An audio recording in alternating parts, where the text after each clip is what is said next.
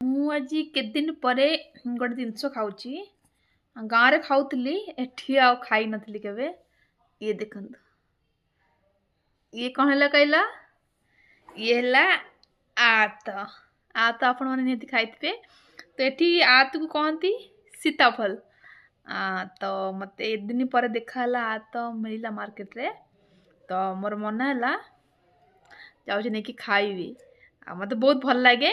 ମୋର ମନେ ଅଛି ଆମେ ସ୍କୁଲ ଗଲାବେଳେ ଗୋଟେ ରାସ୍ତା କଡ଼ରେ ଗୋଟେ ଆତ ଗଛ ଥିଲା। ସେ ଆତ ଗଛରୁ ଆମେ ବାଡ଼େଇ ନେଇ ଆସୁ। ଆଉ କଞ୍ଚା ଥାଏ, ପାଚିଲା ତ ମିଳେ ନା। ଆଣିଲା ପରେ ବାଲି ଦେହରେ ପୋତି ଦେଉ, ପାଚିଲା ପରେ ଆମେ ଖାଉ।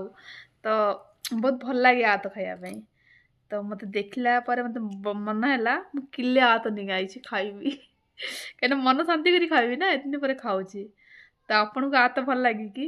ଆପଣ ମୋତେ କହିବେ।